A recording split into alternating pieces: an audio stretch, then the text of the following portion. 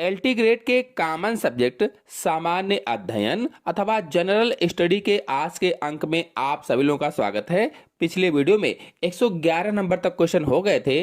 आज का क्वेश्चन है 112 नंबर। निम्नलिखित में से कौन सा कथन सत्य है? 4 कथन दिए गए हैं। पहला है मेहरौली के स्तंभ लेख का संबंध चंद्रगुप्त द्वितीय से है। तो देखिए, मेहरौली के लौह स्तंभ का लेख जो है चंद्रगुप्त द्वितीय से संबंधित है, यह बिल्कुल सत्य है और यह स्तंभ कुतुब मीनार परिसर में स्थित है।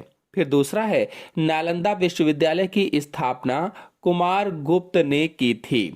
तो नालंदा विश्वविद्यालय की स्थापना गुप्त शासक कुमार गुप्त ने ही की थी, इसलिए यह भी सत्य है। और यह विश्वविद्यालय भारत के बिहार राज्य के राजगीर जिले में स्थित है, राजगीर जिले में। और फिर अगला ऑप्शन है भारत पर हूणों का आक्रमण स्कंद गुप्त के समय में हुआ। तो भारत पर हूणों का आक्रमण इन्हीं के समय में हुआ था, यह बिल्कुल सत्य है। और बता दें कि हूणों ने उत्तर पश्चिम से भारत पर आक्रमण करना शुरू किया था। अब देखिए, तीनों ऑप्शन तो हो गए सही। अब पूछा गया था कौन सा कथन सत्य है, इसलिए इसमें आंसर सही होगा डी, उपरोक्त सभी। नेक्स्ट क्वेश्चन है गुप्त कालीन स्वर्ण सिक्कों को क्या कहा जाता था? गुप्त काल में जो सोने के सिक्के थे उनको क्या कहा जाता था? सोचिए और बताइए। 4 ऑप्शन आपके सामने दिए गए हैं। दीनार, रूपक, कसरापण, निष्क। क्या कहा जाता था? आंसर सही होगा इसमें से पहला, गुप्त काल में स्वर्ण सिक्कों को दीनार कहा जाता था। दीनार। आपको बता दें कि गुप्त शासकों ने कलात्मक उत्कृष्टता के उत्कृष्ट उदाहरण वाले सोने के सिक्के बनवाए थे और इन सिक्कों पर आमतौर पर हिंदू देवताओं जैसे विष्णु भगवान, लक्ष्मी को दर्शाया जाता था। गुप्त शासकों ने बड़ी संख्या में ऐसे सोने के सिक्के बनवाए थे। नेक्स्ट क्वेश्चन है मंदिर निर्माण की कला का जन्म सर्वप्रथम कब हुआ? मौर्य काल में, गुप्त काल में, कुषाण काल में, सैंधव काल में? कौन सा ऑप्शन सही होगा? मंदिर निर्माण की कला का जन्म सबसे पहले कब हुआ था? तो ऑप्शन सही होगा इसमें से भी, गुप्त काल में हुआ था। बता दें कि गुप्त काल में 4वीं से 6वीं शताब्दी के दौरान मंदिर निर्माण की कला का जन्म हुआ था। और इससे पहले मंदिर लकड़ी से बनाए जाते थे, लकड़ी से। लेकिन गुप्त काल में पत्थरों और ईंटों से मंदिर बनाने की शुरुआत हुई थी। और मंदिर में मूर्तियों को बीच में रखा जाता था, मध्य में रखा जाता था और उनके चारों तरफ परिक्रमा मार्ग भी होता था। इस काल में मंदिरों में सपाट छतें होती थी। सपाट जैसे अब गुंबद जैसे होते हैं वैसे नहीं होती थी, बिल्कुल सपाट छतें होती थी। नेक्स्ट क्वेश्चन है गुप्त स्थापत्य कला का सर्वोत्कृष्ट नमूना है? 4 ऑप्शन आपके सामने दिए गए हैं। कौन सा ऑप्शन सही होगा? गुप्त स्थापत्य कला का सर्वोत्कृष्ट नमूना है देवगढ़ का दशावतार मंदिर, तिगवा का विष्णु मंदिर, भीतरगांव का मंदिर, भोमरा का शिव मंदिर।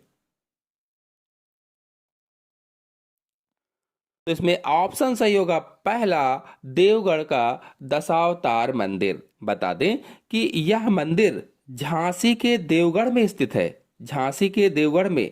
और जो इसमें से बी वाला ऑप्शन है तिगवा का विष्णु मंदिर, ये मध्य प्रदेश के जबलपुर जिले में स्थित है। और जो भीतर गांव का मंदिर है ये उत्तर प्रदेश के कानपुर जिले में स्थित है। और भुमरा का शिव मंदिर मध्य प्रदेश के सतना जिले में स्थित है। यह एक प्रसिद्ध शिव मंदिर है। नेक्स्ट क्वेश्चन है सर्वाधिक सोने के सिक्के किस काल में चलाए गए?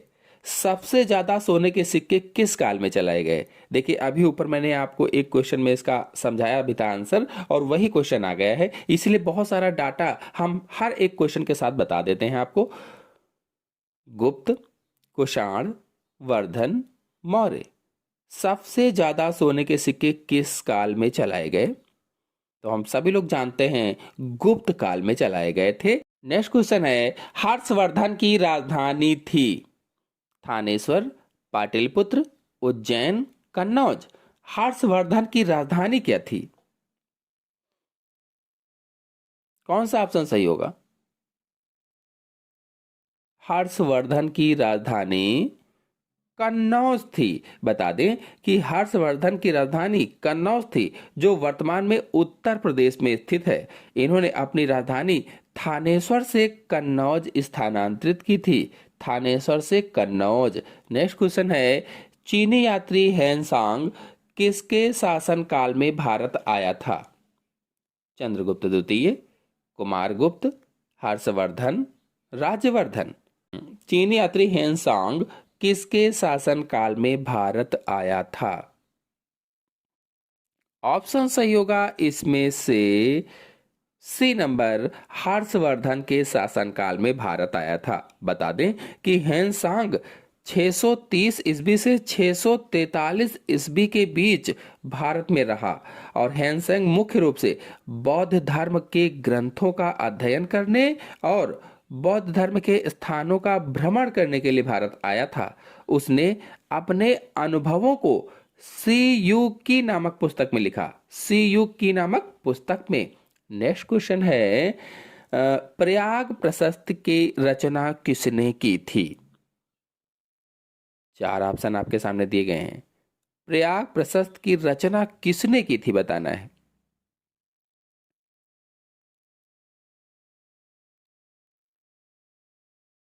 तो आंसर सही होगा इसमें से बी, हरिशेन ने की थी। हरिशेन ने।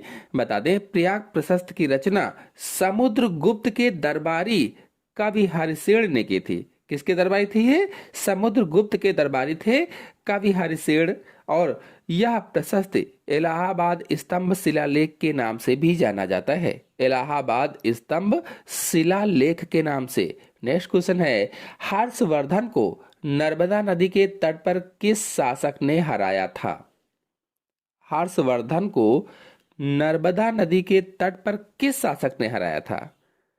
चार शासकों के नाम यहां पर लिखे गए हैं, एक सही है। कौन सा सही होगा?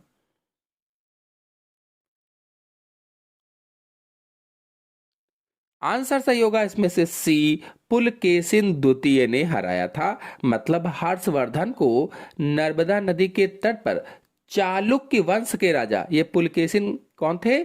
चालुक्य वंश के राजा थे। चालुक्य वंश के राजा पुलकेशिन द्वितीय ने हराया था और यह युद्ध 618 से 619 ईस्वी में हुआ था। नेक्स्ट क्वेश्चन है, कन्नौज के लिए हुए त्रिपक्षीय युद्ध को अंततः किसने जीता? लास्ट में किसने जीता था? पाल, प्रतिहार, राष्ट्रकूट, चालुक्य। तो कन्नौज के लिए हुए त्रिपक्षीय युद्ध को अंततः प्रतिहार ने जीता था। यानी यह युद्ध अंततः गुर्जर प्रतिहार ने जीता था। उन्होंने कन्नौज पर नियंत्रण स्थापित किया और लगभग 3 शताब्दियों तक शासन किया था। नेक्स्ट क्वेश्चन है, एलोरा के कैलाश मंदिर का निर्माण किसने करवाया था? एलोरा में जो कैलाश मंदिर है उसका निर्माण किसने करवाया था? कृष्ण प्रथम, इंद्र प्रथम, इंद्र तृतीय, कृष्ण तृतीय। कौन सा ऑप्शन सही होगा? ऑप्शन सही होगा इसमें से पहला, कृष्ण प्रथम ने कराया था। यानी कि एलोरा के कैलाश मंदिर का निर्माण राष्ट्रकूट वंश के राजा कृष्ण प्रथम ने करवाया था। राष्ट्रकूट वंश के राजा थे कृष्ण प्रथम, इन्होंने करवाया था। यह मंदिर 8वीं शताब्दी में बनाया गया था और यह मंदिर एक ही चट्टान को काटकर बनाया गया था। नेक्स्ट क्वेश्चन है, स्थानीय स्वशासन किसके प्रशासन की विशेषता थी? स्थानीय स्वशासन किसके प्रशासन की विशेषता थी? चेरों, पल्लवों की, चोलों की, पालों की। आंसर सही होगा इसमें से सी, चोलों की विशेषता थी।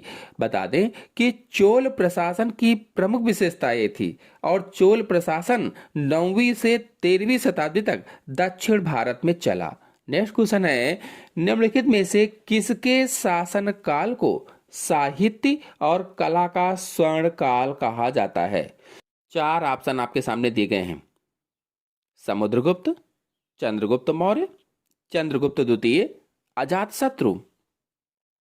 किसके शासनकाल को साहित्य और कला का स्वर्ण काल कहा जाता है? कौन सा ऑप्शन सही होगा? ऑप्शन सही होगा इसमें से सी, चंद्रगुप्त द्वितीय के शासनकाल को। नेक्स्ट क्वेश्चन है, नालंदा विश्वविद्यालय की स्थापना किसके शासनकाल में की गई? स्कंदगुप्त, कुमारगुप्त प्रथम, चंद्रगुप्त, समुद्रगुप्त। नालंदा विश्वविद्यालय की स्थापना किसके शासनकाल में की गई थी? आपको बता दें कि पहले नालंदा विश्वविद्यालय को मठ या बौद्ध मठ के नाम से भी जाना जाता था।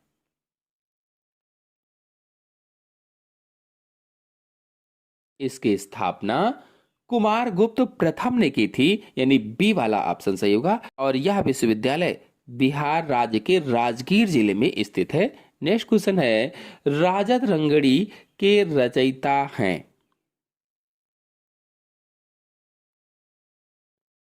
राजत रंगड़ी के रचयिता कौन है? कालिदास, कल्हड़, बाणभट्ट, इनमें से कोई नहीं।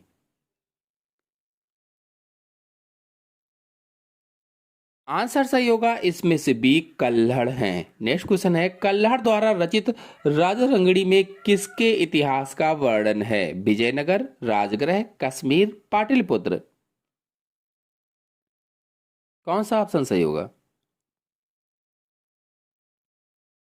ऑप्शन सही होगा इसमें से सी, कश्मीर। नेक्स्ट क्वेश्चन है, तंजौर के बृहदेश्वर मंदिर का निर्माण किसने करवाया? सोचिए और बताइए।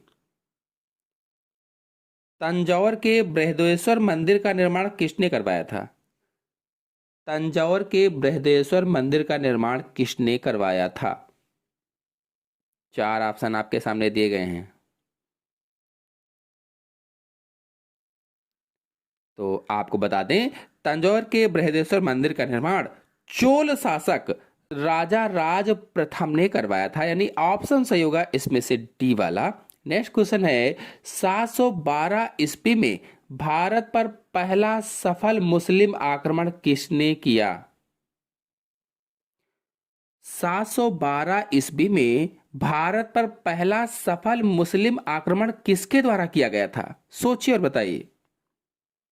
यानी सबसे पहले मुस्लिम आक्रमण किसने किया था?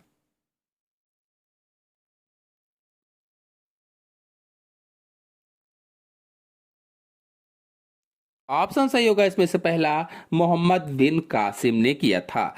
यानी कि 712 ईस्वी में भारत पर पहला सफल मुस्लिम आक्रमण मोहम्मद बिन कासिम के द्वारा किया गया था। उन्होंने सिंध प्रांत पर विजय प्राप्त की थी और मोहम्मद बिन कासिम खलीफा का एक कमांडर था। खलीफा का एक कमांडर 712वीं में यानी 712 ईस्वी में उसने सिंध पर आक्रमण किया और राजा दाहिर को हराया था। यह भारत में अरबों का सबसे पहला सफल आक्रमण था। नेक्स्ट क्वेश्चन है, महमूद गजनवी ने भारत पर कुल कितने आक्रमण किए? महमूद गजनवी ने भारत पर कुल कितने आक्रमण किए थे? 15, 16, 17, 19। चार ऑप्शन आपके सामने दिए गए हैं। इंपॉर्टेंट क्वेश्चन है। आंसर सही होगा इसमें से सी, 17। यानी कि महमूद गजनवी ने भारत पर 17 बार आक्रमण किए थे। और आपको बता दें, ये आक्रमण लगभग 1000 ईस्वी से 1027 ईस्वी के बीच हुए थे। और सबसे प्रसिद्ध आक्रमण इसमें से 1025 ईस्वी में सोमनाथ मंदिर पर था। सोमनाथ मंदिर पर। नेक्स्ट क्वेश्चन है, महमूद गजनवी के आक्रमणों में सबसे महत्वपूर्ण आक्रमण कौन सा था? देखिए वही क्वेश्चन आ गया बनकर। तो हम सभी लोग जान ही चुके हैं कि सबसे महत्वपूर्ण या प्रसिद्ध आक्रमण सोमनाथ पर आक्रमण था। बी वाला ऑप्शन सही होगा।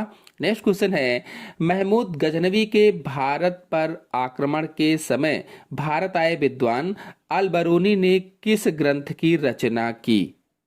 सोचिए और बताइए, किस ग्रंथ की रचना की थी?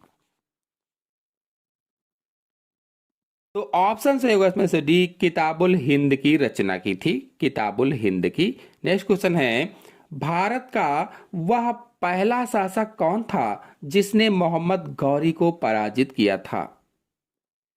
भारत का वह पहला शासक कौन था जिसने मोहम्मद गौरी को पराजित किया था? चार ऑप्शन आपके सामने दिए गए हैं। पृथ्वीराज चौहान, मूलराज प्रथम, मूलराज द्वितीय, जयचंद। किसने हराया था? कौन सा ऑप्शन सही होगा? इस क्वेश्चन का आंसर आप सभी लोग कमेंट बॉक्स में दें कि किसने हराया था।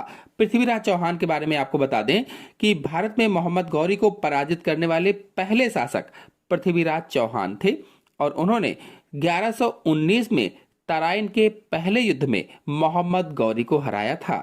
और आपको बताते चलें कि मोहम्मद गौरी और पृथ्वीराज चौहान के बीच तराइन के मैदान में दो युद्ध हुए थे। 1119 में पहले युद्ध में पृथ्वीराज चौहान ने मोहम्मद गौरी को हराया था और 1192 में हुए तराइन के दूसरे युद्ध में मोहम्मद गौरी ने पृथ्वीराज चौहान को पराजित किया था। नेक्स्ट क्वेश्चन है, शाहनामा के रचयिता हैं। शाहनामा के रचयिता कौन है? चार ऑप्शन आपके सामने दिए गए हैं, सोचिए और बताइए। आंसर सही होगा इसमें से पहला, फिरदौसी शाहनामा के रचयिता हैं, फिरदौसी। तो आशा है आज के सभी क्वेश्चन आपको अच्छी तरह से समझ में आ गए होंगे। आ गए हों तो वीडियो को लाइक कीजिए, अपने सभी दोस्तों को शेयर कीजिए। चैनल पर पहली बार आए हैं तो चैनल को सब्सक्राइब भी कर लीजिए। धन्यवाद।